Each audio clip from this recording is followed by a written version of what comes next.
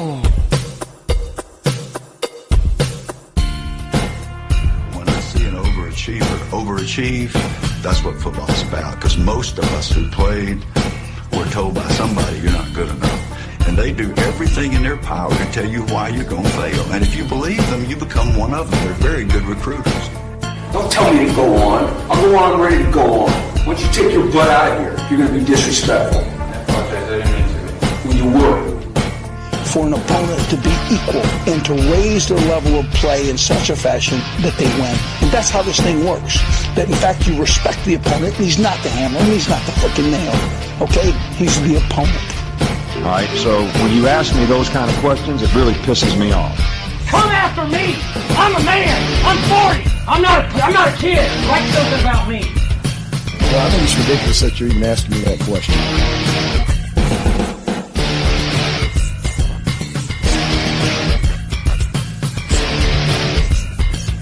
Who would not be standing in the way? No way!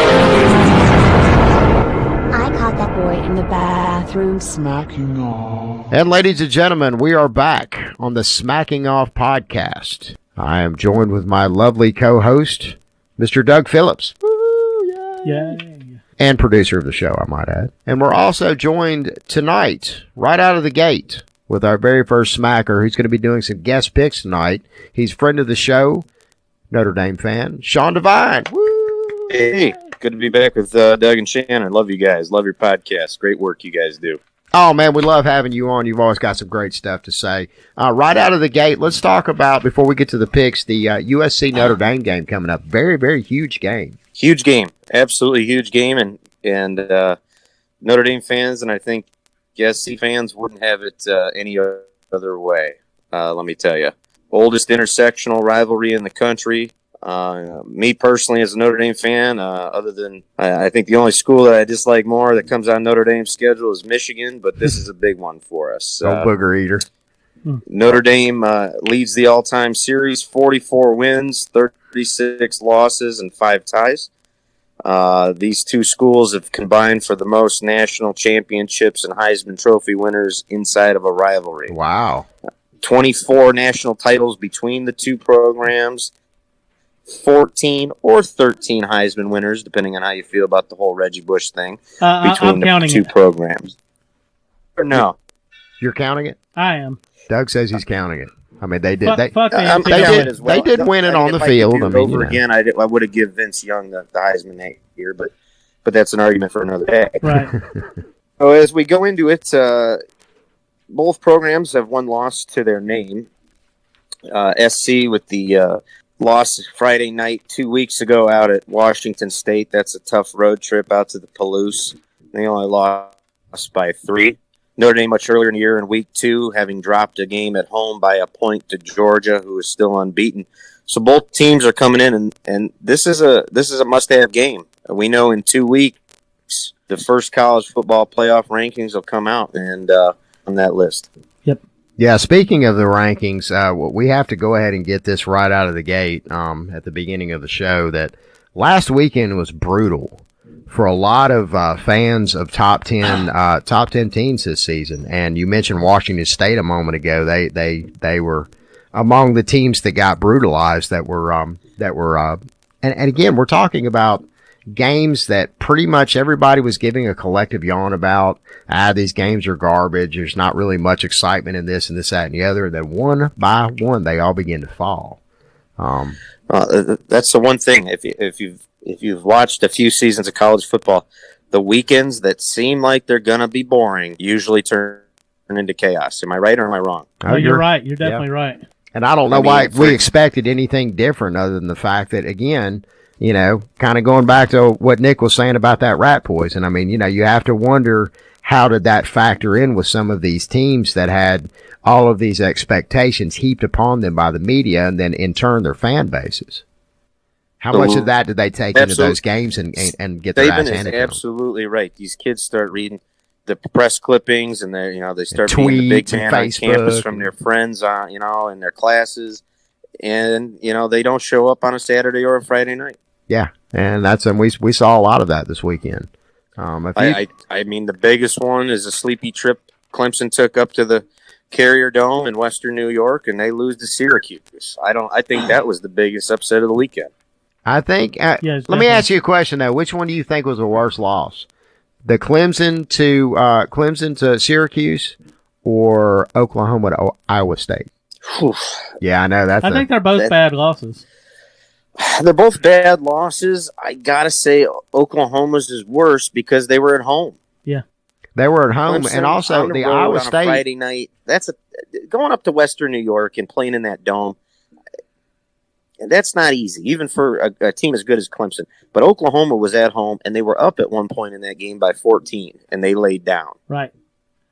How about Washington? I think the Iowa State loss is a worse loss. Yeah, how about them Huskies? We got to talk about that. We've actually got Tiggy Domz on later in the show this evening.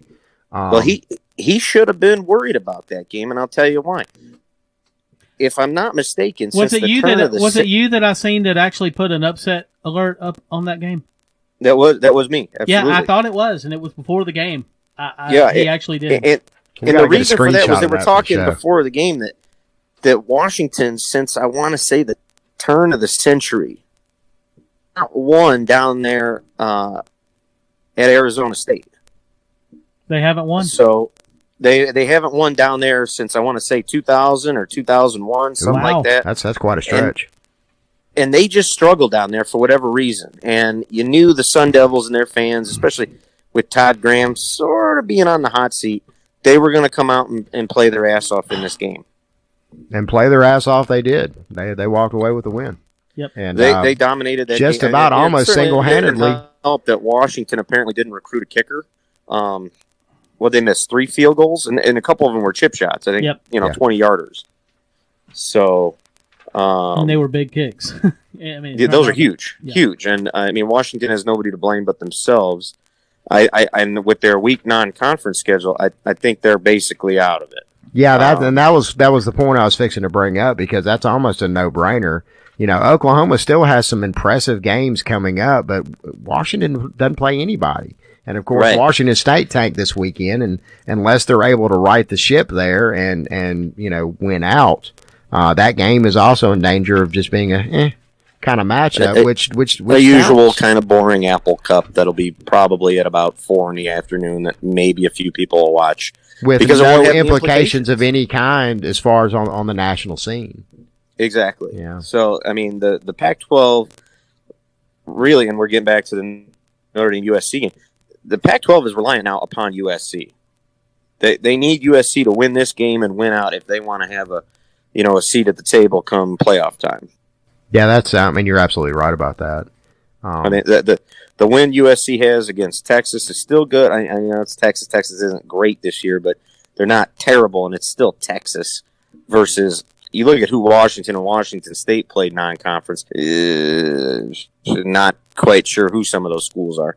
So, basically, is riding or dying with USC. Fair enough. Well, we'll have to bring that up when we talk to Tiggy this evening and get his take on that, because he's a huge Washington fan.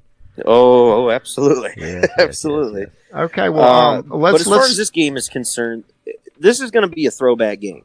This is going to be your 1960s and 1970s USC Notre Dame game, and it's going to come down to who can run the football, who can stop the running of the football, and who plays better special teams and doesn't commit penalties and turnovers. That's going to be the key to the game, bar none. Well, let me ask you a question then. Notre Dame is favored by 3.5 points on that.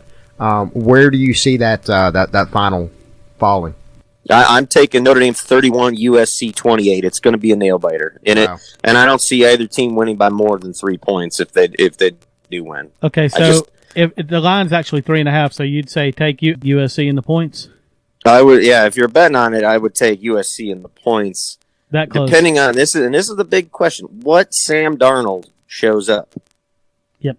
Is it the 2 interception Sam Darnold from a few weeks ago, or is it the Rose Bowl Sam Darnold was talking about? Yeah. Okay. Well, he's the difference maker for SC. As he goes, they go. Smacking Off invites you to join us on the podcast. If you have an opinion on an upcoming game, some commentary on your conference, or want to roll with one of your fellow smackers on air, hit us up. You can message us at the Smacking Off or X's and O's Facebook pages, email me at maddenshannon@toothfairy.com, or call us on the Smack line, 304-508-BAIT. And as always, fuck your team.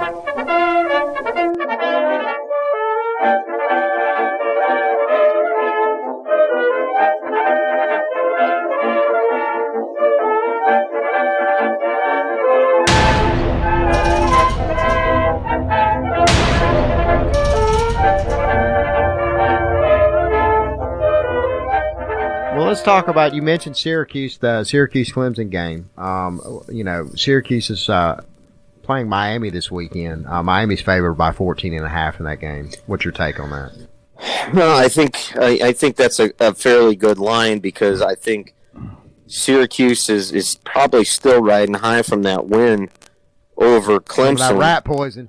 Yeah, exactly, that rat poison. They're still probably eating that rat poison up. And Miami just barely squeaked that game out against Georgia Tech. So I'm not sold on Miami just yet. But I know Mark Richt is going to have them ready to go for Syracuse because of the two, scenarios of last weekend. So what's your prediction at 14.5 with Miami being favored by 14.5? What's your prediction on that one? You think it's going to be a little closer? I guess I'm going to take Syracuse and take the points. I'm going to say, Miami 31 and Syracuse 21. I guess is what I would predict that game to be. A 31-24 win on that one, but you feel that Syracuse is going to get them points. Yeah, I think taking the points in Syracuse is a smart bet. I don't see them going down. If that game was in Syracuse, I'd feel better that they might even win the game. But I don't think they're going to win. But I don't think they get blown out, because I'm not sold on Miami's offense just yet. I like their defense, but their offense has been hit or miss. Yeah, okay. All right, moving on. Texas Tech is playing Iowa State. They're favored by 5 in that game. How do you feel about that? Yeah, this is another tough one. This is definitely tough. I guess I'll give the points and take Texas Tech. I believe that's in Lubbock, if I'm not mistaken. My computer froze on me here. It is. I believe it's in Lubbock, and I think Kingsbury is going to have his guys ready after they gave up that game against West Virginia. They had that game dead to rights, and they laid down, especially in the fourth quarter. Louisville at FSU. FSU's favored at 6.5 on that one. How do you feel about it? Lamar Jackson. Yeah, but he didn't look good last week. No, he didn't. No, he did not. And it's in Tallahassee. I'm going to give the 6.5. I think you said it was. I'm going to take Florida State. I like the progression that the young kid Blackman has made at quarterback for Florida State. So I'll take Florida State and give the 6.5. Mm-hmm. University of Central Florida at Nebraska. No, Navy. No, Navy. I'm sorry. I read that wrong. Excuse me. Wrong logo. No, I got you. I'm seeing it. You got the same list I do. Okay, never mind. This is what's the the line on the game? That's 6.5. Central Florida, they're favored, and it's at Navy. Yeah, I'm gonna take Navy and take the points on that one, and they're gonna play that typical wishbone, shorten the game. I don't know if UCF is gonna be quite ready for that wishbone attack. So I don't know if Navy wins the game outright, but I'll take the 5.5. They lose by a point or a field goal. 6.5. 6.5. Yeah, that's either way. I mean, I think Navy will cause enough fits with that wishbone that they'll be in it till the end. Right. All right, we're gonna get some SEC for a moment. The Mississippi State is going to be hosting Kentucky. Mississippi State is favored by 10. Which I think is a high line. Yeah, even at home. That is kind of a high line. Kentucky is the absolute surprise of the SEC at this far into the season. Yes, they are. They absolutely are. They're an exciting little bit of dark horse conversation at the beginning of the season with what Nick Fitzgerald is putting together there. So how do you feel about that one? Well, it's always tough to win on the road in the SEC, unless you're Alabama. But especially when there's a bunch of cowbells banging around in the background. I mean, Alabama's the Death Star. I mean, they go anywhere and they win by 30. So, but It's hard to win on the road in the SEC. It's very, very difficult. That being said, I do like what Kentucky's building there. I would take the points, but I still think Mississippi State gets it done in the end. Maybe wins by a field goal in that one. Also, Tennessee at the University of Alabama. Tennessee is favored. Alabama. At Alabama. And for some reason or another, I'm struggling to think of the last time that Alabama was this heavy of a favorite against Tennessee. I'm not sure I've ever seen it. Yeah, 33 points that Alabama's favored by. What's your take? Well, Alabama's going to win the game without a doubt. The question is, are they going to cover the 33? And how bad does Coach Saban want to put it on Butch Jones? That's really the only question here. How bad does Nick Saban want to put it on Tennessee already knows right their now, season's over. Yep. And I think Butch Jones knows the writing's on the wall. I'll go ahead. I'll take Alabama, and I'll give those points. I'm taking Alabama at 33. They probably win it 50-10, 50-13, something like that. That's incredible. All right, and final game of the evening, Michigan is playing at Penn State, which I think is going to be an absolute wonderful game. However, Vegas has got Penn State as a 12.5-point favorite. What's your take? This should be another good one. This is going to be old school Midwest football. Michigan's going to try to run the ball, and they can't really pass the ball. This O'Korn kid that they have in there now at quarterback has not impressed me one bit, especially if you watch the Indiana game. Penn State's quarterback, because they run the ball so well with Saquon Barkley, again, very tough to win on the road. It's going to be a whiteout in Happy Valley. I got to take Penn State by a field goal. Penn State by being at home. So take Michigan in the points. By a field goal. Yeah, I'll take Michigan in the points. What's the line at? 12.5. 12.5 points. Well, yeah, no, I don't see that. I see Michigan coming to play in this one, but they still lose by like 3. I don't know. It's going to be a close game, I think. I definitely agree with you. Take that Michigan. Sounds like a fun game to watch. It really take Michigan in 12.5 any day. Yeah, it's good. It's going to be an exciting game. It really is. Michigan isn't as bad as some have said they are, and I don't think Penn State is as good as some people say they are. So, we'll meet in the middle and say either 3 or 6 points Penn State wins by, and that allows Michigan to cover that 12.5. Yep. But it should be a hell of a game. And it should be an old school kind of physical game. Both teams play very, very physical at the line of scrimmage. So it'll be a tough call. You guys are gonna have to have a couple TVs going because it's the same time the Notre Dame USC game. Oh yeah. We're probably gonna have to have about 8 TVs going this weekend. It's. I mean, there's games popping up everywhere. Well, Sean, we really appreciate you. You left the game off though. If you're talking, you in your SEC segment. Which game did we have? Did you guys just write off the number 21 team in the country after last weekend? You talking about Auburn? No. Yeah, I'm talking about Auburn. They're at Arkansas. What do we think? I think that what's the line? Because I did not make a note of this. Yeah, you know what the line is? It's not in our. It's not. I don't have the line in front of me, but I think does Auburn recover after a collapse like that last week? If they're at Georgia, no, but at Arkansas, yeah. Yeah, I mean, I think Auburn wins that game at Arkansas, and I think Brett Bielema, his goose is cooked there in Fayetteville. He's got to go. They really, I just still don't understand the attraction to Brett Bielema. I mean, it's like the whole thing with Butch Jones at Tennessee, because you still have, there are, a lot of smack groups where you still have a few people here and there that are really still, pulling for Butch, and oh man, that's so bad for him. He's such a great guy, and this, that, and the other. Man, he is turning your team into a fucking garbage fire. See, I think Derek Dooley did a better job than Butch Jones. And that's some strong words right there. But Derek Dooley would have. Derek Dooley had a pedigree. He would eventually got it right. Mm-hmm.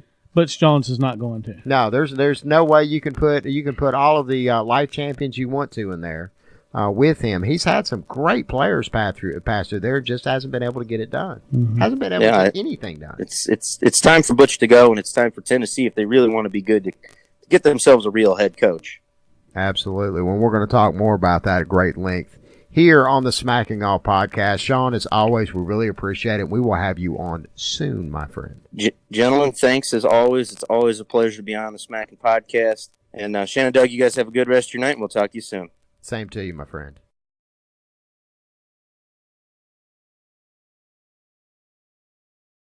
Ole!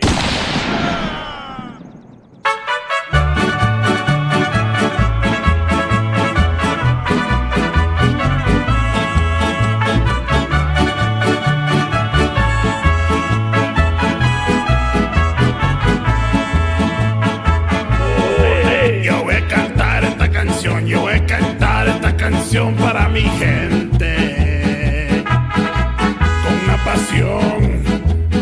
con una pasión tan fuerte.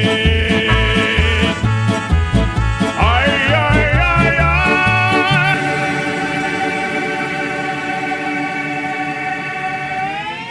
Vete a la mierda. Stidham. Hit by Key. That's the ball game. And the 10th ranked Tigers fall as well. You want to talk about some Auburn football? Well, let's do it, baby. Come on. They had a they had a rather disappointing loss this weekend. Oh man, rather disappointing, man. It's just the same old thing, just another year. You know, it started back in 2014 versus Texas A&M, if you can recall that. Where Auburn was 8th in the country, probably about a 16-point favorite, and we came up short. And that's when I really thought, like, okay, Malzahn, what you see is what you get. When Malzahn came into Auburn in 2012, he came into a gold mine, to be honest with. It was Tuberville's last recruiting class, and Tuberville was probably one of Auburn's greatest coaches since Pat Dye. And the kids, I believe, just wanted to win because they just went 3-9 the year before. Mm-hmm. And then in 2014, that's when you really saw what Gus was coaching. And Gus can't coach, and to be honest with you, he's just a high school coach. Man, I said the same thing just a couple days ago. Who would you like to see in there? I mean, to jump. So basically, let me get this straight though. You are basically saying that it's time for Gus to go. It's past time. I think after 2015, that's probably the end, because that's when you saw Jeremy Johnson take over as a quarterback. And that's Gus's coaching now, just, FYI. And he can't do nothing. Yeah, I mean, Jeremy Johnson, he couldn't complete a pass and couldn't read a defense. Jeremy Johnson came into the season as pretty much a Heisman pick by, a lot of people, not just, the Auburn folks, but, I mean, a lot of the national press had picked up on the fact that, hey, this is a guy to watch. Well, in my opinion, I didn't really think Johnson was the guy. I mean, I don't know who else could have been, but Johnson, I believe, against Arkansas, that game where Nick Marshall, do you recall when Nick Marshall got suspended for the first time for smoking dope? Oh, yeah. And then he came in and just lit it up. I was at the game, by the way. And, Johnson looked like, okay, this is the man for the future. But that Arkansas team wasn't really all that good on defense, if you can remember. I believe they was top 80 in defense. Yeah. And they were just hung 80 on them that year. But where do you see Auburn? Do you really think that Auburn's season now is in the toilet because they lost to LSU? You remember when losing to LSU wasn't really necessarily that bad of a thing because LSU is that strong of a program. Not so much this year. Think, now LSU versus Troy, that was kind of a joke. Them kids, they didn't want to play Troy, let's just be honest here. They was more thinking about women because it's homecoming, And a lot of them players didn't even play. I think, I can't think his name was Kevin or Devin White. He didn't play. The key 49, he didn't play. A lot of key players didn't play that game, but I don't know if it would have made a difference, though. But I guess Auburn, I believe there was more hype. They got a rest, and they was embarrassed. So I think they really did play, but LSU, I don't think they're all that good. The Auburn season, yeah, is in the toilet. I don't see them getting back up. I see a 7-5, 6-6. I think we beat Monroe. I think we still won from either Arkansas or A&M. I don't see us beating A&M. I'm more likely to see beating Arkansas. But Belima rested Austin Allen, so I believe that it's going to be a pretty good game against Arkansas this week. So give us a score prediction really quick since we're on that subject. I'd probably lean more towards, 31-17, just to be safe, because Auburn's defense is really good. But back to the LSU subject. Now, we're up 20-0 in the first quarter. Now, here's where Auburn fans get sick of Gus. No adjustments. If you can tell, there was no adjustments made from the first half to the second half. Now, first half, you see a bunch of downfield passing, and we spread out the defense pretty good. I believe that's Chip Lindsey calling them plays. I believe Gus gets pissy and wants to take over the offense, and then he starts calling 17 straight run plays on first down. I mean, he's got Auburn is pretty stacked on the run game this year. I mean, I guess you can't really blame him, but then again, I get where you're coming from. Trying to protect the lead. If the offense is successful, go ahead and let the offense keep airing it out. But it's like, let's go back to 2016 versus Georgia. In the second half, we don't gain a first down. There again, we do not make adjustments on offense. When someone makes adjustments on Gus, he cannot fix it. It's like, I don't know what to fucking do. That's definitely the word around town, is that Gus is not a good adjustment coach. Does not handle. Right. It's almost like it's almost like he goes into the game with pretty much a set game plan. No matter what happens, this is what we're going to do, and kind of sticks with it. Well, that's that arrogancy. Look at him talking to the press. I know it's the press, and no one doesn't really want to talk to them, but he gives simple, full-word statements. He's arrogant. He doesn't know what to say, and when people put a mic in his face, oh, that's our game plan.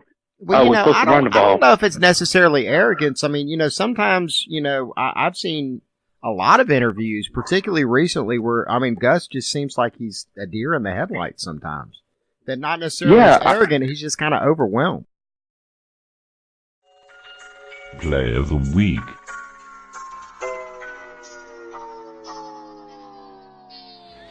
Chark camps into this one at the 25. That might be a block in the back. Maybe not. Chark going the other way. Got the corner. Blockers in front. Chark down the sideline. He's going to take it. Touchdown, LSU. Smacking Off invites you to join us on the podcast. If you have an opinion on an upcoming game, some commentary on your conference, or want to roll with one of your fellow smackers on air, hit us up. You can message us at the Smacking Off or X's and O's Facebook pages, email me at maddenshannon@toothfairy.com, or call us on the Smack line, 304-508-BAIT. And as always, fuck your team. Now, let me tell you this, though. I'm very close to, some of the Auburn players, like Trey Williams. I played against him in high school. Oh, wow. And I played at Demopolis High School in Alabama. What position? Tight end. Oh, okay. I played at Point University for a year, and it's in West Point, Georgia. Played tight end there for a year, and transferred to Auburn. So you actually so you went to school at Auburn? I'm currently going to school in Auburn for mechanical engineering. All right. Yeah, I was down that way over the weekend. Oh, crap. Well, I mean, I wasn't anywhere near Toomer's Corners. I left those trees alone. Oh, man, don't be a Bama fan now. I hate to break this to you, my friend, but you're talking to two of them. But at the same time, here on Smacking Off, we try to be a ambassador for all teams, not just in the SEC, but all teams around the whole entire country. And again, for folks that want to go back and listen, at least I know what y'all talking about. At least we can have a good conversation. And again, we're not your typical Alabama fans. I mean, we try to save the hate for Iron Bowl week, but at the same time, the game that really has me concerned the most for the remainder of the season as an Alabama fan is that Auburn game. Auburn does have a lot of really, really good Auburn, weapons on I believe, matches up really well with Bama. We have the speed, we have the defense. It's just, can the offense and the defense complement each other like in the games that we should have? That's what blows my mind against Gus. He gets his big ass head when he beats a low tier SEC East team, beats the two Mississippi schools, and then he thinks he's a world beater. Nick Saban refers to that as rat poison. Exactly. You listen to the media, oh shit, Auburn's a top 10 team. I never believed it. We beat teams that we should have beat. Missouri's pretty damn bad. They can barely beat Missouri State. Ole Miss and State, besides Nick Fitzgerald and Shea Patterson, there's much less of Ole Miss and State. They just have two pretty good, decent quarterbacks. Yeah, excellent quarterbacks that probably have a future in the NFL. Yeah, I think more than just Nick Fitzgerald. He reminds me of Dak Prescott in a sort of kind of way, like a white version of him. But let me tell you about John Franklin III. Now, I became pretty good friends with him before he left. He actually lived in my apartment complex, and I saw him doing water aerobics one day in the pool, and I was just talking to him. So you were neighbors. Gave him you were neighbors 20 plays to learn over the year. You were neighbors with him though, right? Yeah, he lived on the same floor as me. What was the kind of action coming in and out of there? Do you have a lot of chicks coming in and out of there? Be honest. Yeah, pretty popular with the ladies. Yeah. Okay. Go ahead. I'm sorry. Yeah, I just had to catch that tidbit. Auburn is home to one of some of the finest women in the country. I will say, in full disclosure, I actually married my second wife. But she went to Auburn for a while, and she was cute. Wow. Did she graduate, or she just get an associate? No, I think she just went down there and smoked a lot of pot and fucked anybody she could. But anyway, that's a story for another day. You're going to send me up on that one. She was a UAB student by the time I found her. Auburn spit her up and threw her out. That's typical for these women around here. But anyway, Gus Malzahn actually gave John Franklin 20 plays to learn over the year. Now, given the playbook probably has hundreds of plays, he gave him 20 because he was fast. Now, why in the hell would your backup quarterback only know 20 plays? And Jeremy Johnson is your only hope, and we all know how that ended up being. That's the kind of crap. This is a really interesting snapshot of Auburn football because, I mean, again, with you being so close to some of the players in the program, this is conversation we don't normally hear. Right. Yeah, I like this. I'm digging this. But, I mean, this is the kind of crap that, Auburn fans deal with. Pat Auburn has 90,000 stockholders and paying this man $4.5 million, and your backup quarterback knows 20 plays. He said against Georgia, he was playing backyard football. 90,000 stockholders. How like that? 90,000. Yeah. But, hey, man, that's the way it rolls. Yeah. The fans really do make the decisions in the end. Yes. I mean, yeah, when you have 90,000 pissed off people, that's not good. And when your product is 8-4, 7-5. And Auburn is the 12th winningest program in the country.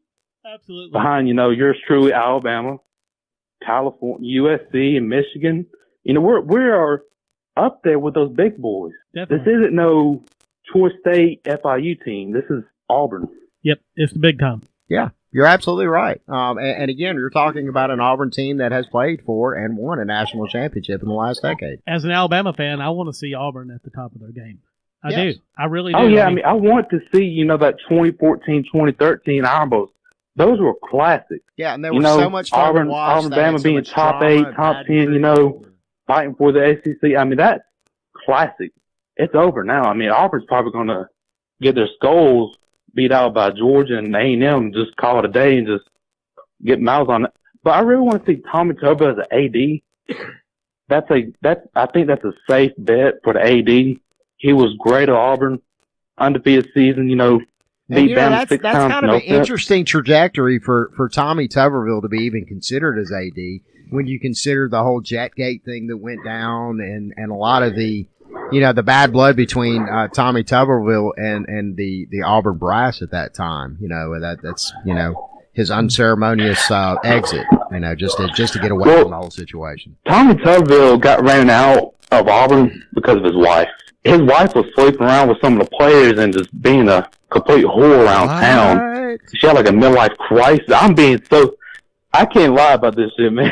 Are you serious? I'm being so serious. I mean, this is all honesty. Can you just you don't have to name any of the players by name. Just give me some positions. Narrow it down for us. Player positions or sexual positions? Yeah, either one. Actually, both at the same time would be. I mean, I'd say she took one from the tight end a couple of times. She doesn't have a tight end anymore, that's for sure. Wow. Riding the train. That's long gone. It's not about the Gus bus. It's about Tommy Tuberville's wife's train. Right. That's crazy, man. So are they still married? I don't know. Are they still together? Yeah, I mean, they have I don't know if you know the Auburn neighborhood real well, but they live off of Moore's Mill and they have like their own little region of Auburn. It's like on about 15 acres closed off and can't get back there. Folks, yeah. Of course, he don't want his damn house burned down by now.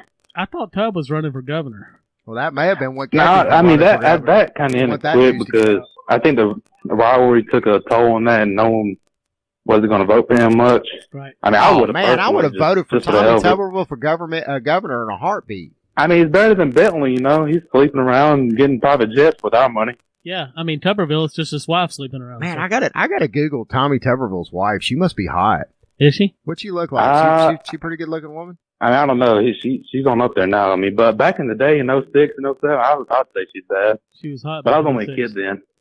Hang on, Tommy Tuberville. I'm Googling this on my tablet right now. Because I've got to see this. I got to see what she looks like. Oh, great. Well, I'd say ex-wife now. I mean, I hope he left her. Yeah, I don't know. Oh, I'm seeing something about something that happened. Yeah, there's a picture of her right there. Yeah, I don't know.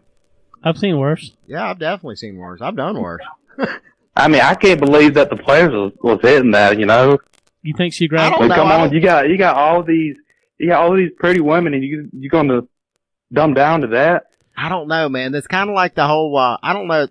If you ever, a lot of the old guys say if you have an old hunting dog that's acting up a little bit, if you pee in their food, maybe they'll kind of act up a little bit. And I don't know. There might have been some players that had a grudge against Tommy Tuberville. Yeah, oh, fuck you. I'm going to fuck your wife. You think she grabbed Tommy by the ears? Yeah. You bitch me, I'll fuck your wife. Hey, and you never know, man. Tommy Tuberville could have been in another room watching that shit from a two-sided mirror. Yeah. Oh, shit. Hey, I mean, if he got us, awesome. Undefeated in 10-2, I'd take it. God, but yeah, that's what I tell you. He just fell off the map, and we had that 5-7 season, beat down State 3-2 in the baseball match. I remember that one. That was embarrassing. Well, you won. But the only thing about Tuberville that pissed me off is he had that one game where the team just was not ready. Like usually against the team that y'all were supposed to beat. 06 game against Arkansas where Darren McFadden just ran all over us that game. Yep. I'm sorry. I'm just still sitting here thinking about all the Auburn players lining up outside of Tommy's bedroom door waiting for their turn. Wow. I don't know, man. I'm looking at the picture right now. I'd hit it. I mean, she's a well put together woman. How old is she in this picture? I wonder. This was about 2012. Yeah, she started kind of aging a little bit. Still a good-looking woman, though. Not bad. No, not bad at all. She looks a little drunk in this picture, though. Yeah. Doesn't she look a little either drunk or high? Yeah, I think she hit the sky bar too many times. We have to post the picture. I think Tommy might have hit her. I think now we've just officially ruined our chance to ever get Tommy Tuberville on the show. So thanks for that. All right. Well, we've got to wrap this up. We've still got so much more Smacking Off podcasts available. Well, we really appreciate you coming on the show. You want to come back for the Iron Bowl weekend? Hey, man, I'll take you. Anytime you want me to come on, just send me a message. I'm more than happy to talk some Auburn football with y'all. Any SEC, I'll be there, man. I'm down with that. We're definitely going to have you back on the show. Thank you so much for participating in the Smacking Off podcast. Take care, man. Oh, yes, sir. Hey, man, what am I? Tough day at the office. We just could not get any rhythm going whatsoever. And when we did on offense, we get a penalty or.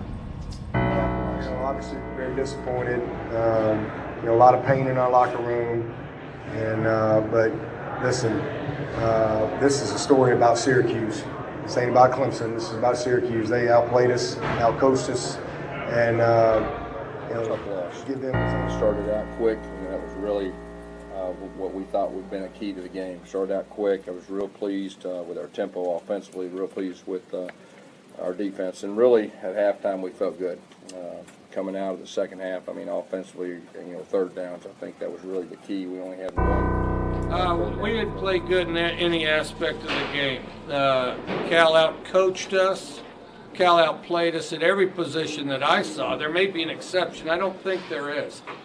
Every position I saw, Cal outplayed us. They wanted to win more than we did.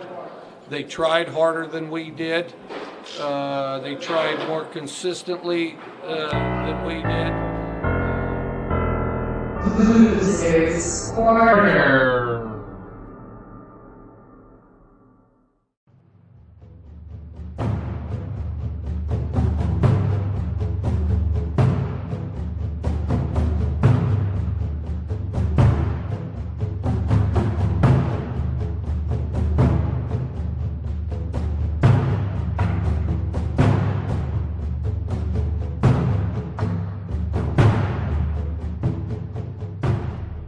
Nick Saban.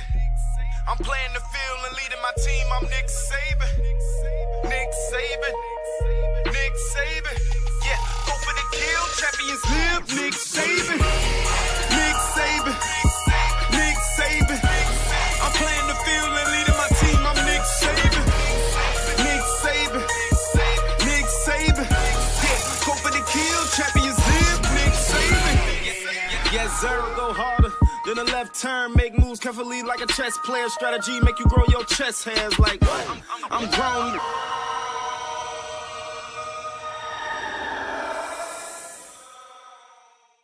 Fellas, how y'all doing? Hey, I'm doing fine. This is Paul Garner from Little Texas, Tennessee. All right, Paul, and is Jesse on the line as well? Yeah, what's up, bro? All right, good deal. Ladies and gentlemen, this is the moment we've all been waiting for. I present to you from the group Next Level, Vol fan Paul Garner, and the legendary Boogeyman from National F-Bomb Sports, ladies and gentlemen, JPC himself, Jesse Paul Clark.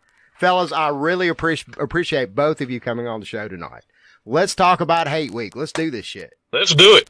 All right, fellas, we got the big game this weekend. What's going on? Let's talk about it. Well, like it's going to be 11 years in a row, brother. Yeah, I'd have to agree. He ain't JPC to me. He's CPJ. He ain't JPC to me. He's CPJ to me.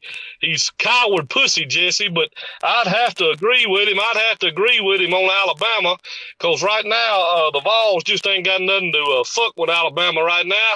I'd have to agree with him on that, and that's my comment on the football game, and we can take it wherever he wants to take it. Now, Jesse, he just called you a coward and a pussy, and I will have to point out, both guys agreed to come on this show. It took giant, huge balls to get on here and actually face one another, because you guys have been each other's throats for quite some time now. Jesse, what's your response to that? Well, I mean, I can't hear the motherfucker. Tell him motherfucker to speak up, because I can't hear. Hang on, Paul. Give Jesse a chance to talk now. All right. So that's what I'm talking about. He can't let nobody else talk. He's over here stumbling over a damn acronym. He can't even do an acronym. He can't even say UCLA. Say UCLA for us. I can say coward pussy. I can say coward Jesse pussy. That's what I thought. I can say coward pussy Jesse, motherfucker. And that's what you are. I can say coward pussy Jesse. I can say coward pussy Jesse, motherfucker. And that's what you are. All right, Paul, come on now. Paul got to give Jesse a chance to talk. I can say that, you goddamn coward pussy motherfucker. I can say that. I don't want to say UCLA. You a coward pussy motherfucker. And I got your fucking ass. You already know I got your fucking ass. You know what, motherfucker? It's just like Florida, man. He's nothing but a can from the Tennessee fan base. Tell your own fan base is shaming you, Paul. Shannon. Talk to me, baby. I'm here. I'm listening. I'm with you. That would get so goddamn mad that he would tell a son bitch how much he makes a year. There ain't no son bitch in this country can make me a goddamn mad. That son bitch goddamn fucking security guard makes $70,000 goddamn dollars a year. You bunch of lying, you bunch of motherfucker. Then on top of it, Jesse, that motherfucker tried to talk about my job. I'm a token badge motherfucker, and I already know he was a bitch because he's a goddamn security guard. Then on top of it, Shannon, the motherfucker keep me down the road about how he's some goddamn big law enforcement security motherfucker. And goddamn it, guess what? Shannon, Shannon, the motherfucker's been arrested for DUI. He got fired. So you're a fake motherfucker. You're a fake motherfucker. Now, whoa. Okay, all right, fellas, time out. Come on, give me a second here. Fellas, Paul, just give me a second, man. Paul, give me a second. Let me, Paul.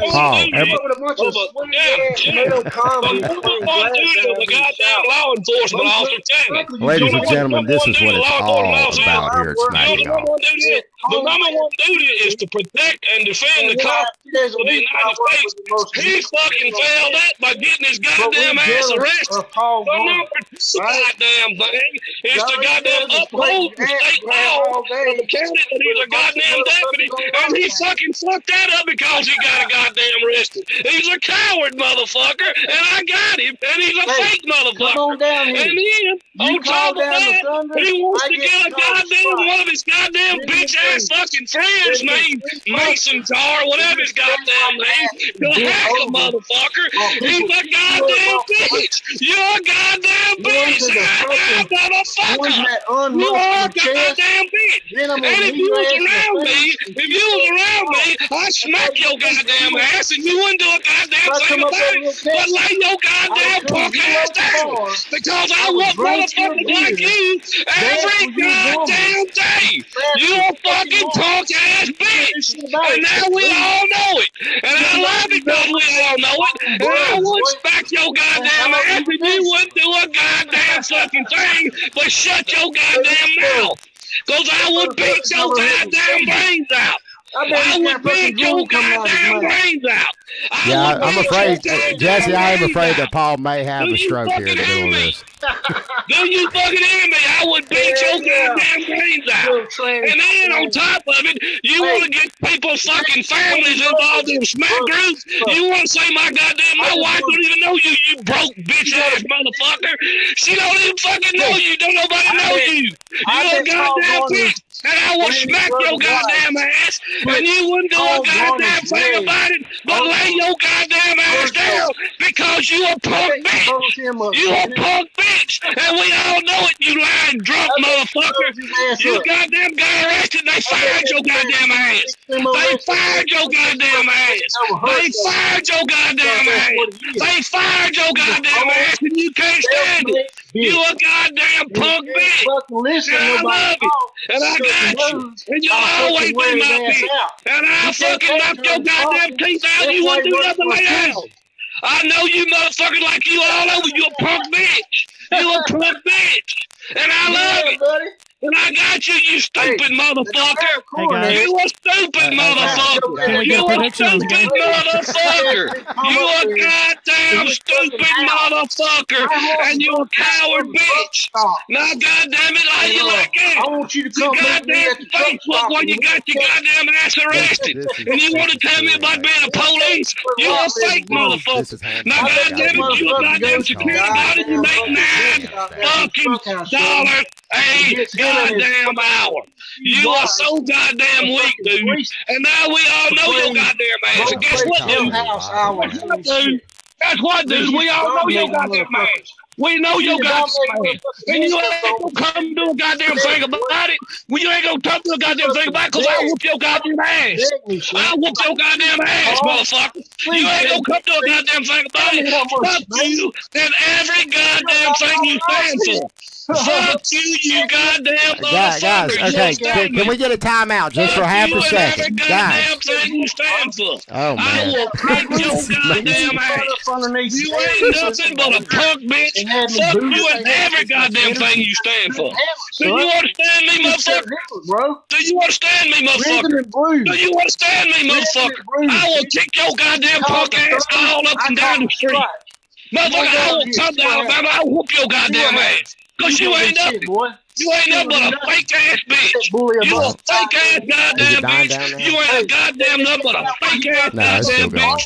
We all know you now. We all know you now. Get your hacker, motherfucker. Get your goddamn hacker. Get your goddamn hacker. Let me tell you something, son. I'm like Charlie Daniels. I'm like Charlie Daniels. I bury my goddamn money in mason jars, motherfucker. You can hack me all you goddamn want, you goddamn bitch. You ain't got shit. I'm a puncher, motherfucker. I'll cut your goddamn head off. You goddamn punk bitch. You goddamn punk bitch. You goddamn punk bitch. You a goddamn punk bitch. You ain't enough. Fuck you. You ain't your goddamn mother. You ain't enough. You got arrested and they fired your goddamn ass. You got arrested and they fired your goddamn ass. You got arrested and they fired your goddamn ass. You got arrested and they fired your goddamn ass. You got arrested and they fired your goddamn ass. You a punk bitch. And I'll smack your ass. And I'll smack your ass. And I'll smack your ass. And I'll beat your ass. And I'll beat your ass. And I'll beat your ass, you bitch. I'll beat your ass. I will beat the fuck plumb out of you. I will beat the fuck plumb out of you. I will beat you. Bring your goddamn ass on up here. I see you, motherfucker, you weak ass motherfucker. You weak ass motherfucker. Don't you talk some goddamn weight, you little punk coward inferiority.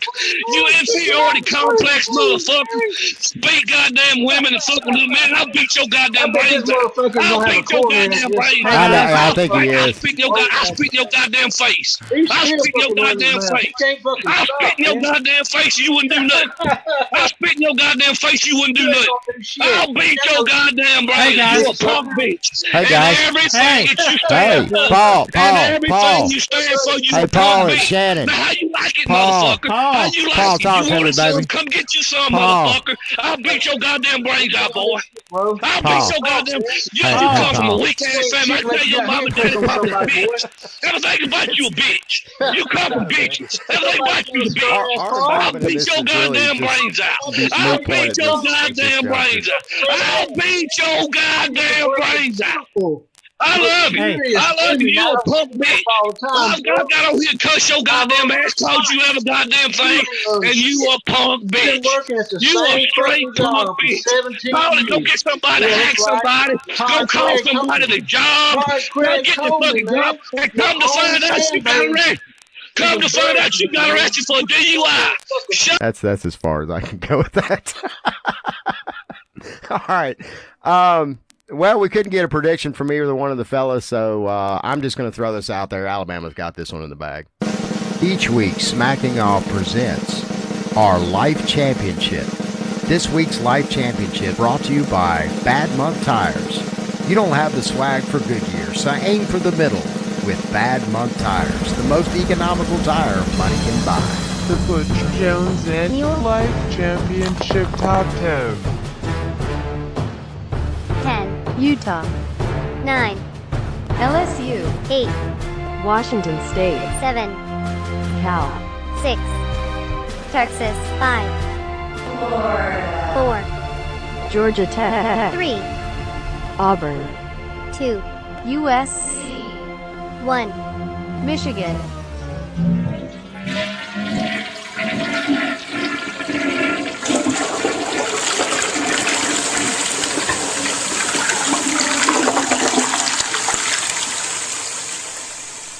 Smacking Off invites you to join us on the podcast. If you have an opinion on an upcoming game, some commentary on your conference, or want to roll with one of your fellow smackers on air, hit us up. You can message us at the Smacking Off or X's and O's Facebook pages, email me at maddenshannon@toothfairy.com, or call us on the Smack line, 304-508-BAIT. And as always, fuck your team. Coach, I hate to remind you, but it's been 10 years since you've beaten the University of Alabama. What is it about them, their continued dominance, and how can you possibly get a win this year? Well, again, they're a great football program. Have a lot of respect for what Coach Saban has done and what they've been able to accomplish at Alabama. And I think a lot of people have had those challenges, not just the University of Tennessee. But it is a rival. The game means a lot to us. It means a lot to a lot of people. And, I spoke about making the rivalry relevant again. And we had a great contest 2 years ago in Tuscaloosa. Came down to, the final minute of play. And again, that game means a lot to us, just like it means to them. Yeah, we went ahead and dumped the call just simply to the fact that it was turning into the shitstorm we thought it was going to turn into. But we wanted to do a solo segment with you, so you want to do a solo segment? Yeah, he's not gonna let me talk, man. No, I let him sit there and talk. I actually let him sit there and talk for a little bit, and then I started talking, and you saw he started talking over me. So I did as best as I could to try to talk, man. I just, motherfucker, like you said, just talking over me. So. Yeah. Okay. Man, I'm really surprised he didn't have a heart attack on during that, because he was fucking going. Yeah, he had to go have a stiff cocktail after that one. I guarantee it. He had the spirit working through him. That's all he could. He was saying the same thing over and over again, like a fucking parrot. It sounded like a recording. It really did at times. Some shit. No, I'm telling you, it sounded like one of those Pentecostal revivals where they're like, Jesus, Jesus, Jesus, Jesus. You know what I'm saying? I'm gonna whoop your ass, motherfucker. I'm gonna slap your fucking mouth. Well, I mean, you gave him an address. I don't know why he didn't take you up on it. Do what now? I said you gave him an address. You told him to meet you at Rhythm and Brews in Tuscaloosa. I did. You know. I did. Everybody knows me down here. Well, shit. But come on down here. It's what he can do, man. If he got something to say, he wants it that bad. Like I told him, here's the rules, man. You call the Thunder, I get to call the strike. You don't tell the Thunder where to strike, do you? Absolutely. Fuck no. You call the Thunder, so I'm telling you where I'm gonna strike. You want to come get you some? Come get you some. Man, I'm tired of him talking that fucking mad noise like he's gonna do something. All he can say is come to Little Texas. Yeah, where is Little Texas in Tennessee? I've I'm never heard of Little I'm Texas. sort of disappointed that y'all didn't hear the shit I was spewing. We actually listened back to it, and we could hear you better than we thought we could. Yeah, but it's still down toward the very end. It was pretty much because Paul was just he was up in whatever mic he was in and just screaming to the top of his Like lungs. he had swallowed the mic on this. Yeah, so it was like I couldn't even get a word in edgewise. So yeah, that's probably not going to be a good podcast for you. Oh, there. come on. Are you fucking kidding me? The fuck you say, man? Shit. Paul losing his shit like that? Come on, man. That's actually beautiful. I mean, but if again, you can't hear me saying anything. Well, you can't hear me saying shit, then it makes it look like I got owned or something. Well, no, not at all. And again, that's why I want to do this follow-up segment because, you know, at the same time, I want people to kind of get a little bit of a backstory on it. The two of y'all started off basically just routine smack talk, and at some point it kind of elevated and got pretty heated between We should the have two. actually included the video of Jesse because you could tell Jesse was a lot. I mean, we couldn't see Paul, but we could see Jesse. And he was a lot calmer. Yeah, Jesse was chilled out about the whole thing, you know. So yeah, that's. I mean, he was kind of getting a laugh out of it like we were, but he couldn't get a word in like we couldn't. Yeah, there was no getting through. I knew it wasn't going to be no use trying to debate with him, man. He ain't going to let nobody debate. He's used to taking them prisoners and telling them what to do. Grab your ankles, let me stick you in the ass, my finger kind of deal. Okay, so we didn't get a prediction on the game. Okay. Prediction on the game, huh? Yeah, I think we all know how that's going to work out because again, you know, it's like like I told you off air. I mean, you know, really, we kind of know how this game is going to go down, and we'd even talked about off air the fact that it was the conversation. We all felt like the conversation would kind of steer toward this, but man, I mean, seriously, dude, this kind of reminds me of the old days of Feinbaum, except we actually get to hear the curse words, you know. So. Yep, pretty much. Yeah, I kind of liked it. We appreciate, man. We really loved it. It was great, and we'll have you on in a calmer setting next time. Yeah, absolutely, and we want to get you on pretty soon because again, Alabama's starting to get in the real thick of their schedule, and we've got some huge games to discuss with you. So I know you up to smack again. Yeah, I mean, I don't know you said my microphone's not strong enough or something. So no, man, I don't think it's your microphone. I think it was just the power of Paul was just too great for all of us. Fear and anger. Fear and anger. That's not really power. It's just him monopolizing and being a fucking bully like he is at the prison. Yeah, I don't know. He's used to getting away with that shit. I ain't gonna fucking lay down for that shit. That's like I told him. I used to be a police officer, man. Your ass ain't nothing but a token badge wannabe. That's all that motherfucker is. Y'all fucking talk, man. He said the same fucking thing 27 different ways. Yeah, pretty much. And then if he couldn't say it 27 different ways, and he just repeated it 27 times. Right, like a fucking parrot. Well, shit, Jesse. I mean, what can you do? Well, man, I really appreciate it. I sure hate y'all couldn't hear me because I was getting some good shit. You on. actually, no. When you sift through it, when you hear it, you'll actually be able to hear some of your retorts, and it was some pretty funny shit. You know what? Again, and you told him straight up, hey, if you're ready to do this, I've already got the address for you, so it's not that far of a drive. We could hear all of that, and the fact that you just remained a lot calmer. Right. I just told him, man, he ain't but 4 hours from here. He wants me to drive all the way to fucking Little Texas, and he said he wanted me to meet him at some fucking truck stop next to his house. Oh, shit. That's where his fucking mastodon wife and him probably go and pick up goddamn lock lizards for a fucking jailhouse fucking threesome or some shit. Damn. Right. To be a fly on the wall there. All right, let's get on.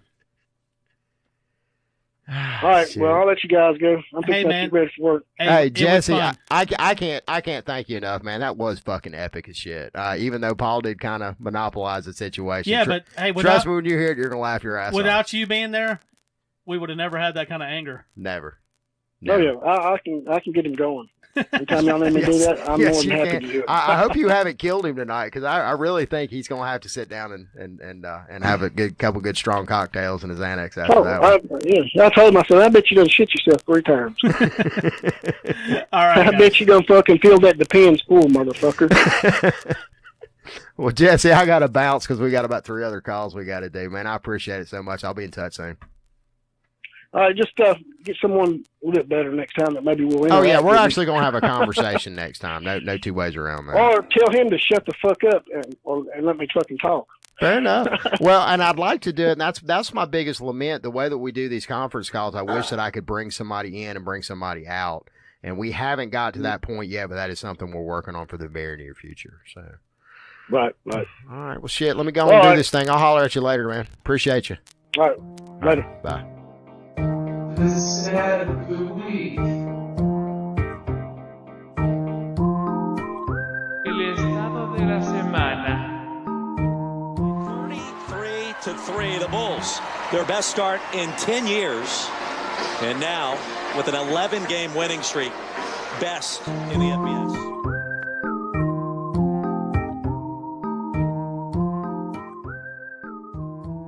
Hell, I lost your fucking call.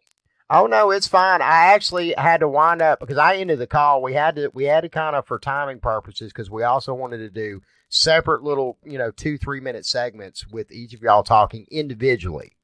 Well, hell, it didn't work out that way. No.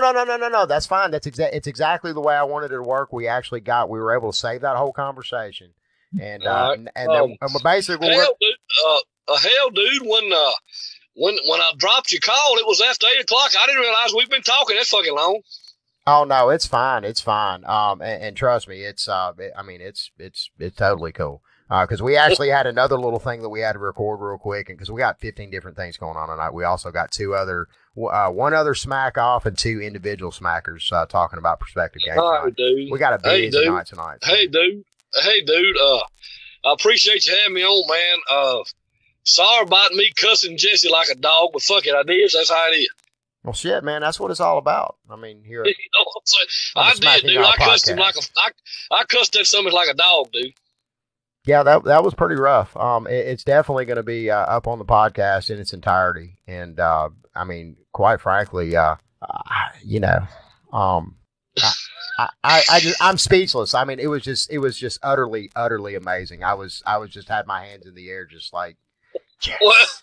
Well, all right then. Well, by God, I told you, you the referee. Who you taking? Oh God. I mean, man, Paul, you were loud and in charge of the whole conversation. I mean, I can't deny that. You know that it wasn't even a battle. But anyway, I'm grateful that this smack off is not a indicator of the actual Alabama-Tennessee game, because that would have been heartbreaking. Well, you're right about that, but that's the only thing I can still hang my hat on here.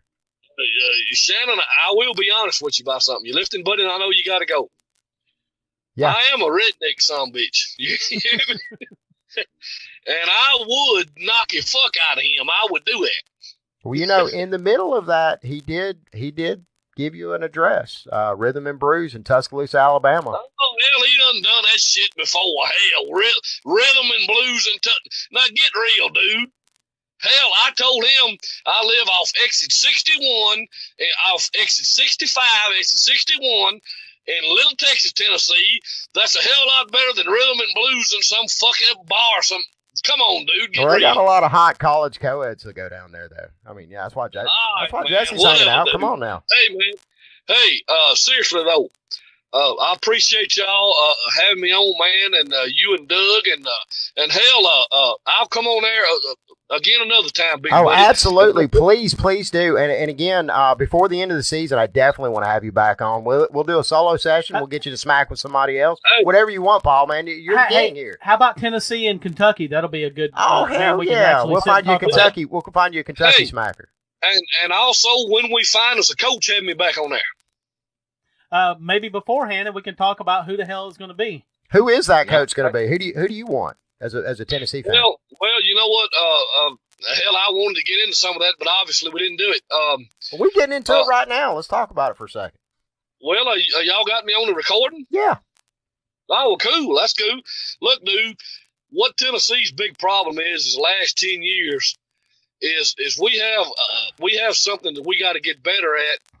Is that we've always been tightwad some bitches. I mean, let's face it, dude. Tennessee makes the money. I mean, Neyland Stadium, that big ass stadium up there, and these crazy ass Tennessee fans, we make money. All right, but one of our problem is buddy, is that we've always not wanted to put it out there for a big name coach, and now, you know what? $3 million a year anymore, Shannon and Doug.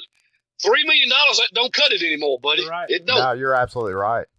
You've got to put it to get a big name coach like a Les Miles or who in the hell ever you want to talk about. John Gruden. You know, there's even been talking about us calling Lane Kiffin back. Can y'all believe that? Nah, don't do that. Nah, well, I know it, but happen. You know what though? I said the same damn thing, but you know what though, man? Seriously.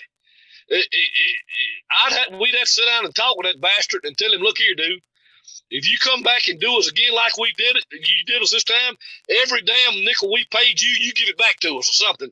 I wouldn't mind doing that, but probably not going to get Lane Kiffin, you're right. But the bottom line is Shannon and Doug. Why would you want Lane Kiffin? I mean, really, honestly and truthfully, Lane Kiffin was a decent recruiter, but really not much else there. And I mean, he had stacked the deck with his dad being as offensive coordinator. I mean, Monty Kiffin. I mean, he was fucking awesome. I'm gonna tell you what, dude. We went down to Alabama that only year he coached us, and by God, if they didn't block that field goal, we would have beat them down there. Absolutely. And I'm telling you, Lane Kiffin, I believe, was going to turn that damn program around. And look here, if you ask that guy straight up right now, did he think he fucked up by going to USC and leaving Tennessee? You know he wouldn't tell you, yeah, but you know damn well that he knew that he wished he would have stayed in Tennessee. He wished he'd have stayed in Tennessee. If he ever come back, I don't think he'd ever leave. But let's just forget Lane Kiffin for a minute.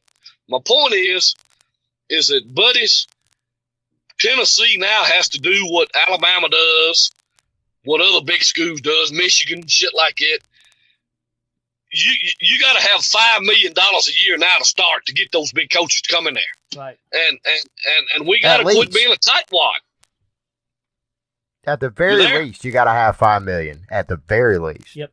And again, going back to Saban. I mean, Saban's kind of turned it into just about a $10 million game to get the elite of the elite for a program as storied as Tennessee is. I mean, look here, man. I'm gonna be truthful with you. I'm an Alabama fan, but it really, I love it when our major rivalries, which is Auburn and Tennessee, those are our two major rivalries. I know we've developed one with LSU over the years, but that's kind of fizzled out when Les left. But the point is that I prefer when we go into these games, when we go into the third Saturday in October, for both teams to be playing their A game, to be in the national championship talk, or at least SEC championship talk. Yep. And there be actually something to fight for in this game. And real quick, right before we go, because I hear you got something blowing up there, probably a phone going off. Hey, give me a yeah. Yeah, okay. That's my cousin calling again, but I didn't lose you this time. No, you didn't lose me this time. But real quick, right before we go, give me a score prediction of the Alabama-Tennessee game this weekend. Oh, shit, buddy. Come on, man. Throw a number out there for me. Oh, hell, it's going to be, I'm going to say 44 to 9. Shit. Are you 44 serious? 44 to 9, buddy. Yeah, 44 to 9. I think Tennessee will cover. I want you to write that down. I do. Yeah. Doug says he thinks Tennessee's going to at least cover. I do. But anyway, we'll write your prediction down. What's the line on it anyway? 33 the last time 33. Shit, I'm going to tell you what. I'd give up at 33, big buddy. I would.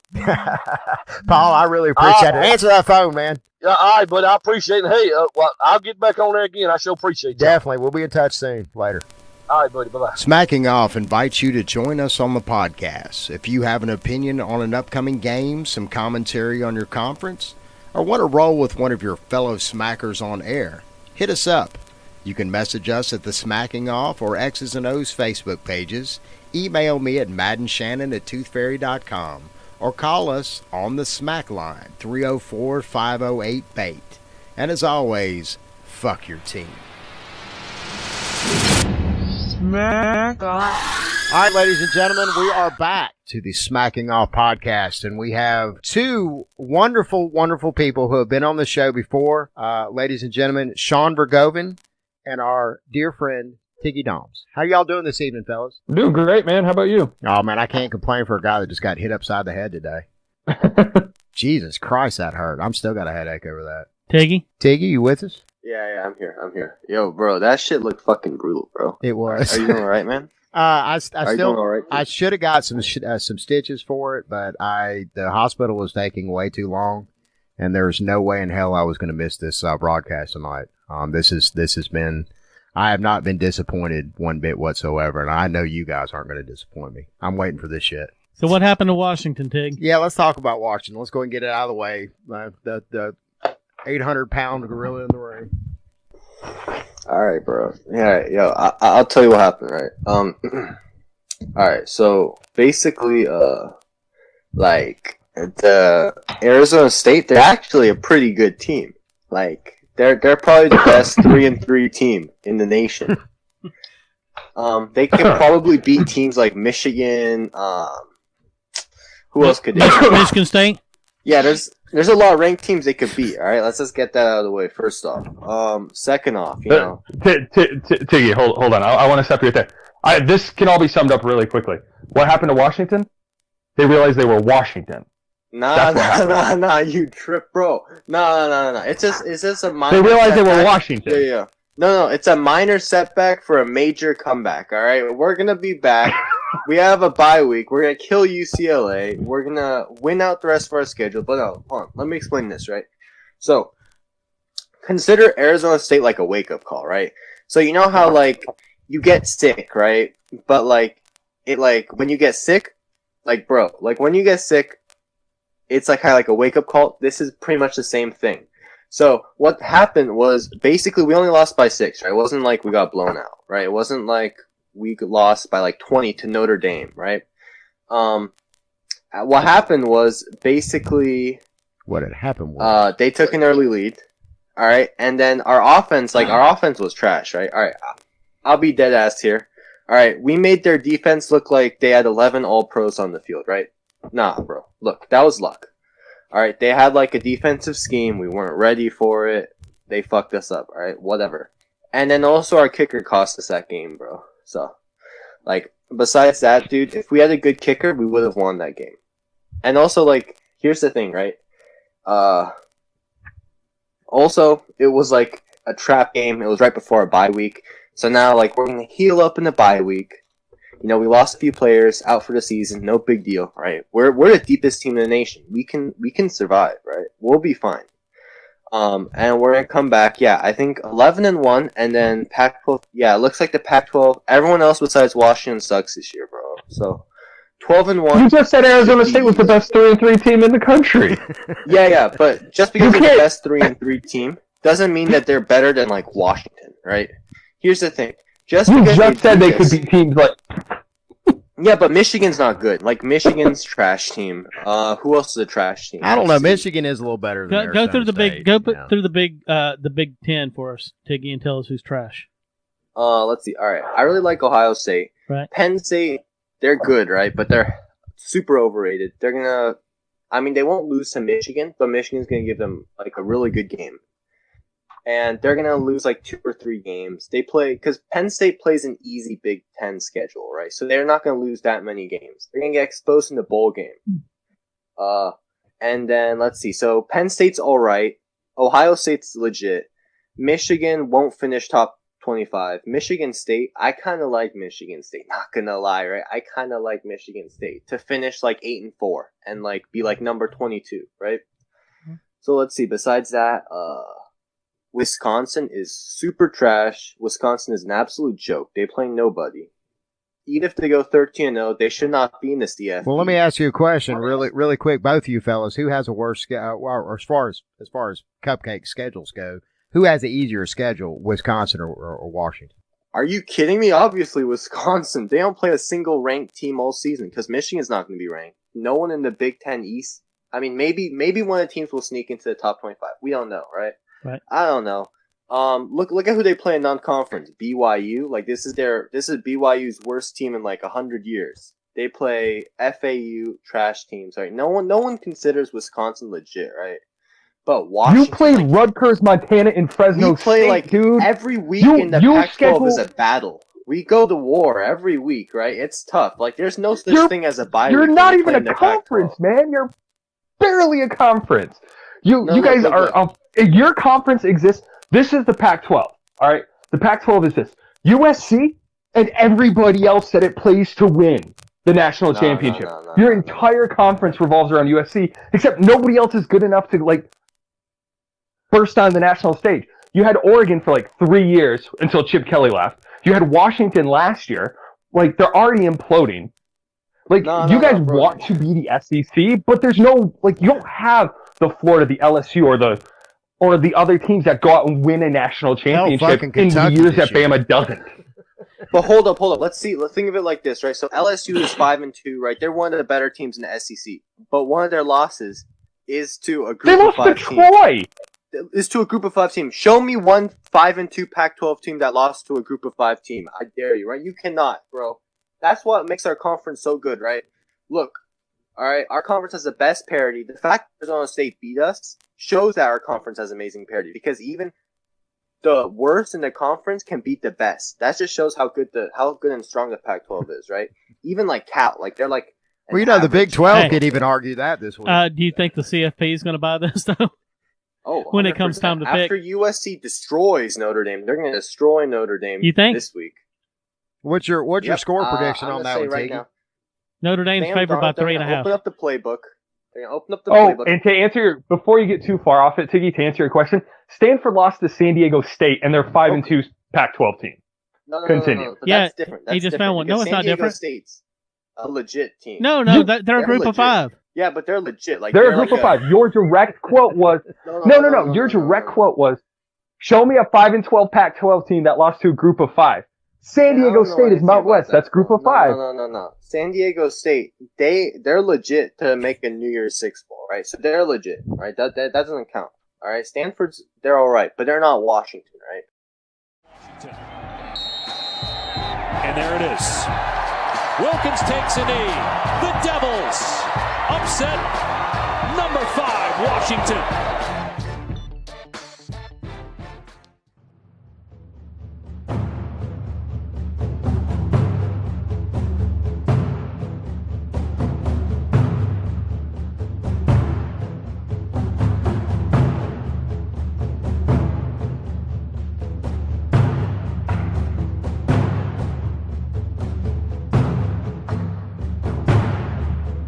Yeah, we host UCLA, so we're just gonna, UCLA is not good. Where are y'all playing at? Decent quarterback.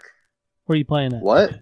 Where's that game playing? That one's at Washington. Look, the rest of our games are at home. Besides, we play at Stanford. But the reason why I'm confident we'll beat Stanford, let's all assume that last week Arizona State was the fluke, right? They had a good defensive scheme.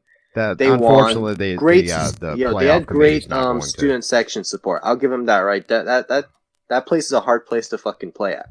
But all right, let's assume that's like we're not that bad as we look then, right? Because take away Arizona State and we were dominant, right? Before the Arizona State game, we were the only undefeated team to have beaten each of our opponents by more than 1 score. All right, so I mean, right? And to be fair, there are some very lopsided wins up until that very disappointing Arizona State loss. The Rutgers game was a lot closer. I don't know. San Diego State didn't have a problem going into Tempe and beating the shit out of Arizona State. Okay, but here's the thing, right? They beat them 30-20. They got lucky, Sean. They turn up when it's like when a number 5 team comes into town. Obviously, they're actually gonna be there. They didn't show up, against San Diego State, but that's not the point, right? So we had a fluke loss there. I'm just going to assume it's a fluke loss. I'm going to hope it's a fluke loss. We lost a few players. So you went from guaranteeing a college football playoff appearance this year to hoping it's a fluke loss. No. Look, I'm assume it's a fluke loss, actually.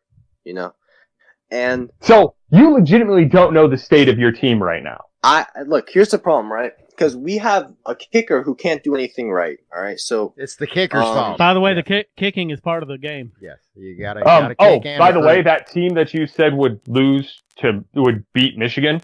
As much as it pains me to say, Michigan is the number one kicker in the country right now. The kid's money and has hit multiple 50-yard field goals. So maybe you should follow Michigan's lead and try to recruit kids like that. Michigan does not have a quarterback. No, it's because our main kicker. No, they don't have a quarterback, and they have an atrocious offensive line. Like Exactly, their so offensive they're line useless. is trash. That's what I'm talking about.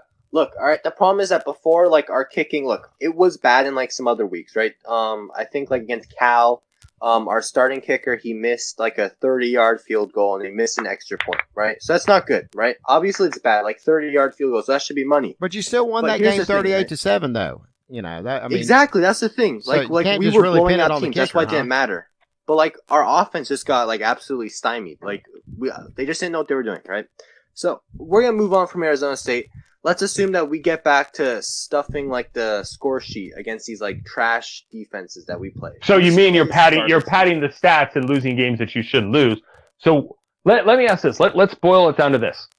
End of the season, Washington State is 11-1 going into the Pac-12 championship game. Okay. Hold on. You're 11-1 going into the Pac-12 championship game, right? And you're playing 11-1 Stanford. Make the case for why the Pac. Yeah, they're the only one-loss team in that division. Everyone else is. They have. Oh, sorry. They have 2 losses. They lost to USC. And sorry. They're leading the Pac-12 North. My bad. Hold on. No, so you're playing USC. So you're playing an 11-1 USC and you're playing an 11-1 Washington, right? In the Pac-12 championship game. I like that. Yeah. Make the case why the Pac-12 champion should be in. Are you kidding me? Like, when has a one-loss champion in the CFP era ever been left out? It hasn't, but it's only been 3 years. I mean, the Big 12 champion got jumped over last year for a non-champion. There's five Power 5.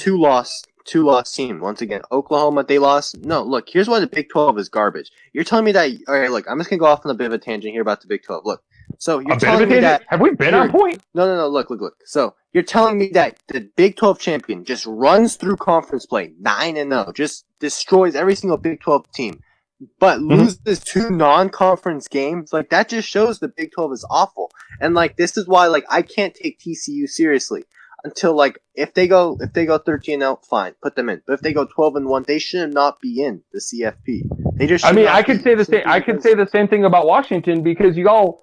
I mean, we have no non-conference losses. We haven't lost a non-conference game. You haven't played anybody. TCU hasn't lost at all. And you lost to a 3-3 team. I mean, you know that's. Yeah, you lost to a 3-3 team, and your non-conference win. Team. That doesn't say anything about the Pac-12. That doesn't say, hey, the Pac-12 sucks now. Bro, that's like I don't know, Ohio State losing to Purdue, who's a 3-3 team.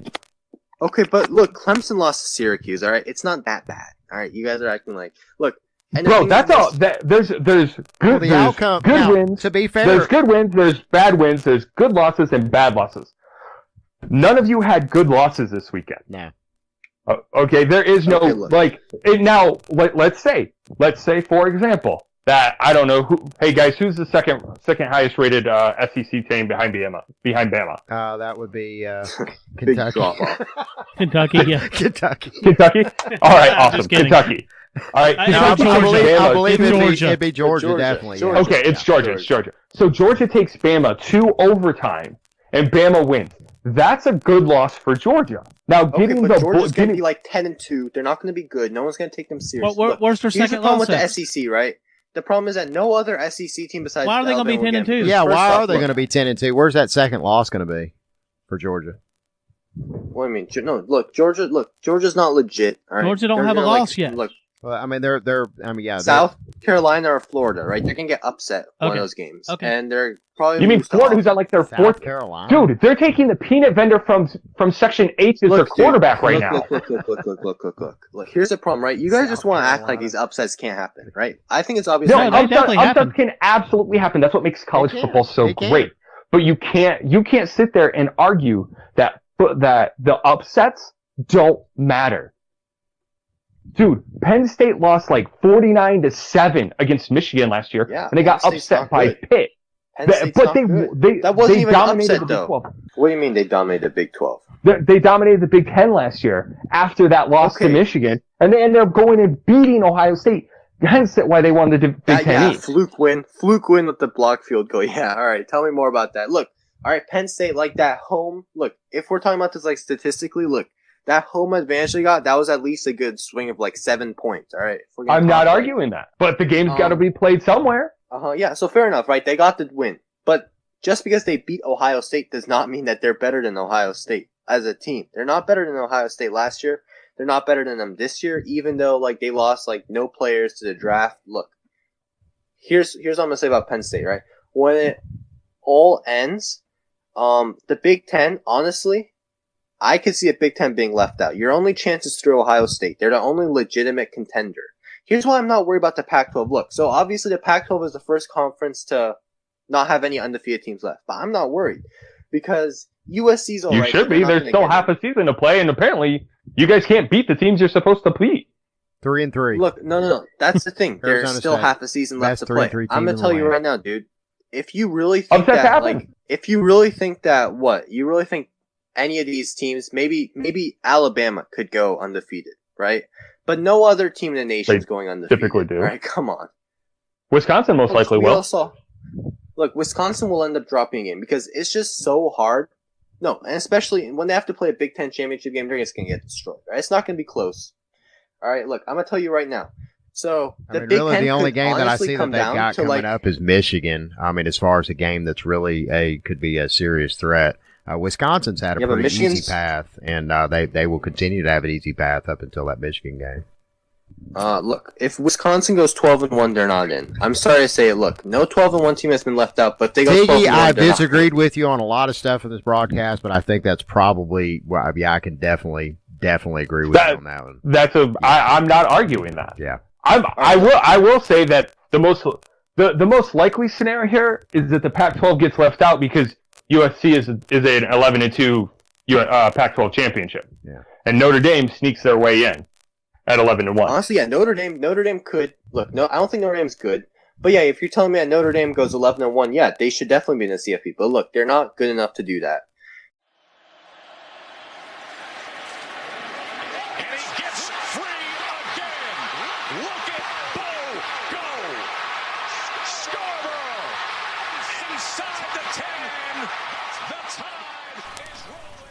Smacking Off invites you to join us on the podcast. If you have an opinion on an upcoming game, some commentary on your conference, or want to roll with one of your fellow smackers on air, hit us up. You can message us at the Smacking Off or X's and O's Facebook pages, email me at maddenshannon@toothfairy.com, or call us on the Smack line, 304-508-BAIT. And as always, fuck your team. So here's how I see it all ending up, right? So, number one, we're going to have Alabama, right? They're going to just run through their schedule, all right? Easy SEC schedule. They're going to be, like, pretty trash, all right? They're going to be easy to pick off when, like, it's playoff time. But they're going to go number one, right? They're going to be in the Sugar Bowl, whatever, to get their home bowl. Cool. Number two, the number 2 seed. Honestly, this is hard because what the committee's going to do, right? The committee, they have a Pac-12. They don't like the Pac-12, right? I don't think because they the Pac-12 is trash. See previous statement. No, they actually love the Pac-12. You remember 12-1 Oregon got a higher seed than 13-0 Florida State. So I'm going to say right now, look, and that was in 2015. Look, I'm going to say right now, Washington's going to be number 2 when it's college football playoff time. And then, like, it doesn't matter who's 3 and 4 because those teams don't matter. And it's going to set up a national championship, Washington against Alabama. And I'm going to tell you right now, we learned a lot from last year. And what's going to happen is we're going to absolutely destroy quick any question, chance of a passing attack. Tiggy, quick question, though. Right? They're going to have no passing attack. What they learned last year against Alabama, why didn't they apply it against Arizona State this year? Arizona State's not Alabama. Tiggy, yeah, you're right about that. To be That's fair, two things you we agree destroyed on. their passing attack last time too, and they ran all over you. Like you guys weren't even there. Like they just kind of ran all over you. I mean, okay, that was Alabama doesn't really need to pass when they get 4 yards of carry. Right. I mean, no they can legitimately just we were missing Scarborough, run. Okay, look, Scarborough did good last year, all right? Put it this way. He's a Put it fucking this way. monster, You guys are right? never going to win a national championship if your defensive game plan is to stop the pass first. Because no coach in the country wants to establish the pass.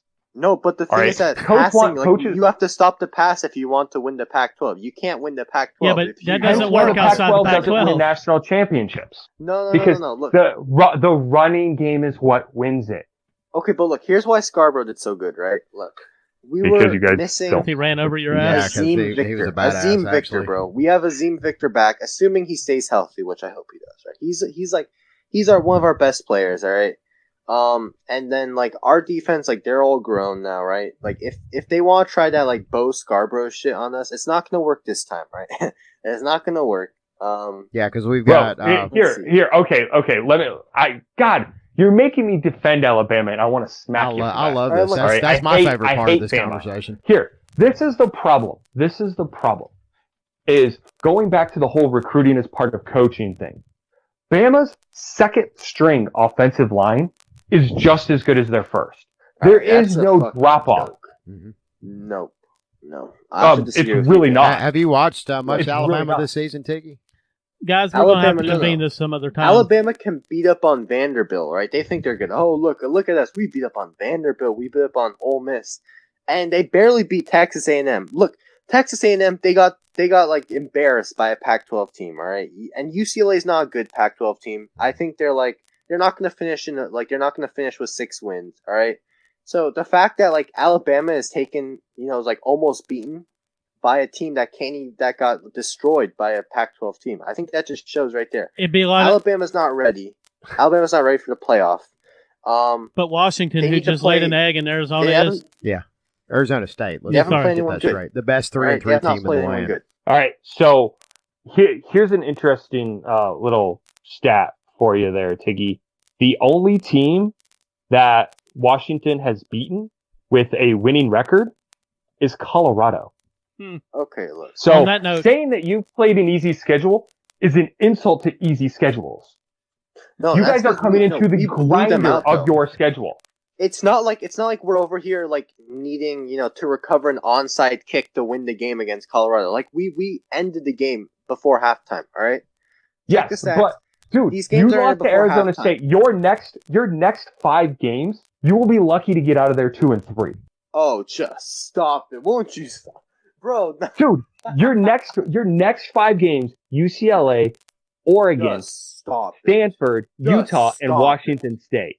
So you're telling me, look, all right, here's what. UCLA... I'm going off your direct words, bro. You just said the Pac-12 is the most dominant conference in college football. So okay, it's the most looking at the... college, looking at who is dominating your conference right now. Well, Stanford disagrees. So you're telling me that we play UCLA at home. UCLA, we already know UCLA is not legit. They have a decent quarterback. That's it. He'll be gone after the season. They're not a legit threat, right? We can all agree we're going to win there at home. We play Oregon without their. We can't all agree on that. I think I just established that. Bro. We can't all agree on that. We're not going to lose at home to these trash teams, right? Oregon has no starting quarterback. Oregon is not legit. They're not back. Well, now they do play at Stanford coming up, so we need to remember that too. What? That Washington is playing at Stanford, so they're okay. Look, that's a game we could lose, but here's why we're going to beat Stanford. They have no students. They better not, because if they do, they're definitely not going to the CFP. That's for sure. No, so look, Stanford's. Well, they're not going anyway. Continue with continue with why Stanford's going to win. Who's not going to the CFP? Washington's not going. Anyone from the. They're definitely not going. It's done. It's done. How is it done? You're telling me a one-loss champion isn't going to look? Yeah, the loss to a 3-3. It's not even just the loss; it's what the loss indicates. Be lucky to go bowling, dude. Unless your name has 3 letters, U, S, and C, you're not making a college football playoff. Just stop it. No. Look, Clemson last year they had a loss to an unranked team. That's nothing. Look, Clemson's still in the CFP race. They have a loss to an unranked team this year too. Look, it's nothing to have as long as it's not like a blowout loss, right? You can't be like Washington State. They're done. All right, we can all agree on that. Like you cannot get blown out, especially not by a bad team. All right. As long as the loss isn't by like a blowout, then the committee isn't going to, they're not going to absolutely destroy you. So, in other words, right? Oklahoma's still got a chance in this thing. Oklahoma fans, I hope you're listening to this. Of course Oklahoma has a chance. Is it a bad loss? Sure. But at the end of the day, it's going to be hard to ignore any one-loss champion. Let's be honest here. Because at the end of the season, like, we all want to say, oh, look, the Pac-12's done just because, hey, we already lost all our undefeated teams. That doesn't mean anything. They're still, they're still the live championship. For Washington. Yeah, they can always win that live championship. I think Tennessee's out of the running this year. Bro, yeah, no, you guys think you're funny, but no, look, no, seriously, the SEC is we are funny. No, they're definitely going to the live championship top 10. No. Look, the SEC is actually no lock to make the CFB. Obviously Bama's gonna make it, but no SEC team because Bama. I mean, let's be honest. So we have Bama's one not lock, really but that's all we get. I think that's enough. Yeah, I think that's enough. I'm happy with that. All right, guys. Guys, we do have to go. This has gone way longer than we anticipated. But it was great. Man, this has been probably one of the best episodes ever, and this is just icing on the cake. I really appreciate both of y'all contributing to this. This has been an awesome conversation. Oh, yeah, absolutely. I am more than happy to come on and argue with this fool every time about why the Washington is not a legit threat. And Tiggy, I didn't even get to the Big Ten. Give us a parting comment. Dude, all the Michigan State fans were gone, like last year. Like, remember last year, dude? Michigan State fans were non-existent. You were there. You were still there, wasn't you, Sean? Yeah, I was still there. Sean was there. Sean did not stadium was still full. He never disappeared, not one time. It is a three. Come out after you go like 5-1. You beat like a joke of a team. Look. Okay. I wish there during the Bobby Williams and John L. Smith. We're going to save it for the next Smack Michigan Off. State's going to be like 7-5.